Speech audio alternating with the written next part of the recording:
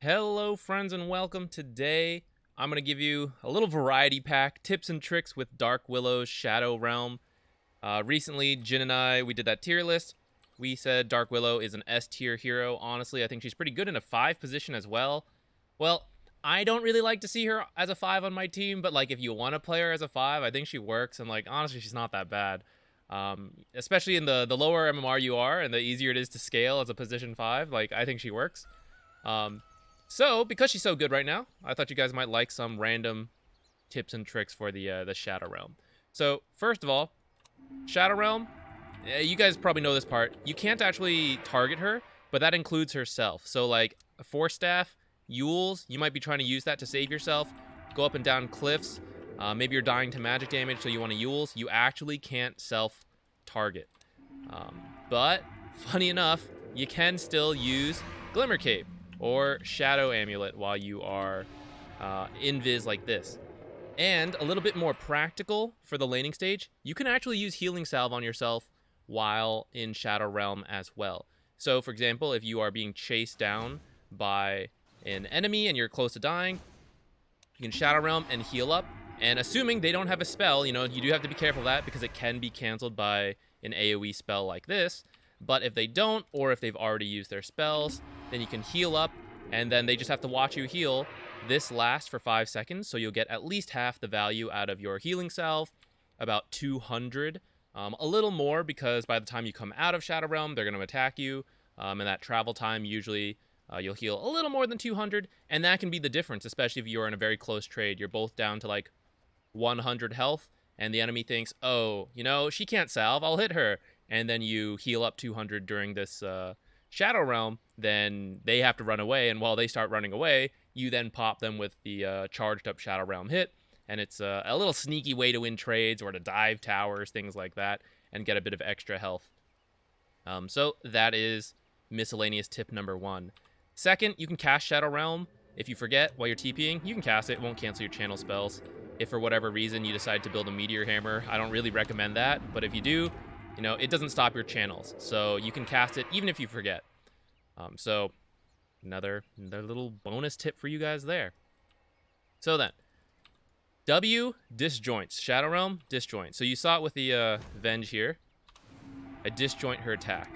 But it also disjoints quite a lot of spells as well. And in fact, I'm pretty sure most spells, there's a couple that don't fully get disjointed because they have like funny interactions. So for example, Tinker and Skywrath.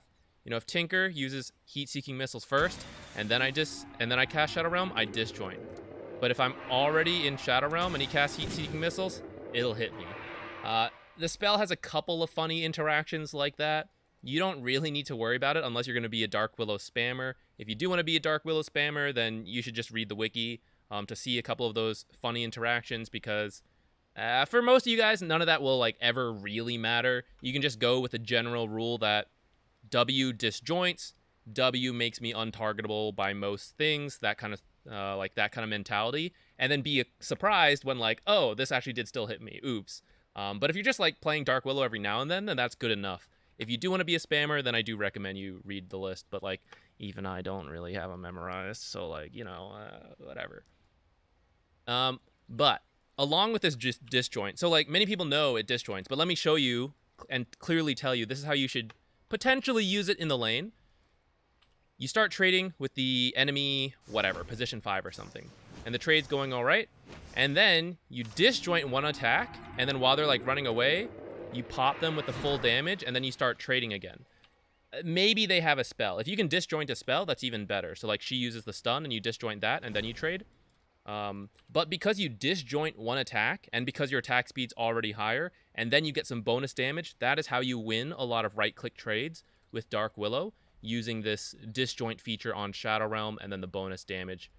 Just be careful they don't run behind like trees or something, because then using Shadow Realm just to disjoint one auto attack, not so value, but disjointing an auto attack and then hitting them with 90 bonus damage, that is pretty value. So just keep that in mind. And as long as they're not, like, trees are what you have to worry about, because distance is rarely an issue because you get bonus attack range, which is another random little tip. If there is something you need to hit, don't be afraid to just pop Shadow Realm for the bonus attack damage. So like Juggernaut, no, you're not allowed to use this healing ward. And you can just hit it from really far away. Sometimes you can hit it behind trees. Like if we were in the lane, you know, you're the position 4, for example, you're sitting behind the trees. Juggernaut thinks he's okay behind his tower. He tries to use a healing ward, and you're like, lol, free gold. Or he's low, the position 5 TP's in, and they're like, oh, heal up, buddy. And you're like, lol, no. You know, you don't get much bonus damage out of it, but it's fine, because you're just using it for the attack range to cancel a salve, to kill that healing ward. And if you think about the healing you're preventing, then that's like the damage you're dealing, right? You do like 7 bonus damage, but you prevent a 400 healing salve. So don't be afraid to use it like that. It's a pretty good use for it. Another idea you can use it for is to secure last hits on the range creep. That can be worth it, especially if you are, for whatever reason, you were out of the lane, you start walking in, you notice a range creep is starting to die and no one is in range to get it. You can start charging your Shadow Realm and then hit the range creep with the bonus damage and bonus range. Range creeps are typically worth it. Just make sure you play a little safe once you've used Shadow Realm, because it is a 26-second cooldown, which is lower than what it used to be. But without this spell, you are a little weak, or you're more vulnerable, right? This is your like escape. It's a utility tool. It has so many uses. Like, I'm giving you a variety tips and tricks here because it's got so many different ways you can use this spell. So when you don't have it, you're just like a regular hero. Ugh. So you do want to be a little careful when it's down. And I think that's it, guys. Oh, last tip, which I think you guys know, especially if you read the ability, but it charges to full duration or full damage after 3.5 seconds. So the spell lasts for 5 seconds. So if you want to use it for survivability, you might wait to the end of the 5 seconds before using the attack. But if you're just trying to hit someone as soon as you can with full damage, you don't have to wait 5 seconds. Wait 3.5 and then fire your attack. So for example, if I want to hit this Venge, you can hear the sound. That right there, that like peak in the noise, that is when you're fully charged. Or if you look at the ground here, when it turns to like full red like this, boom. And like it slowly expands too, and then it'll like start to shrink when it's... Oh, I thought it started to shrink. I think it just like stops growing. I'm crazy. Okay, I think it just stops growing and it's fully red. Right there. You know, you hear the noise, you see the thing, or you just have a good sense of time. You can also look at the buff thing here, like right around there. Oops, I started another one.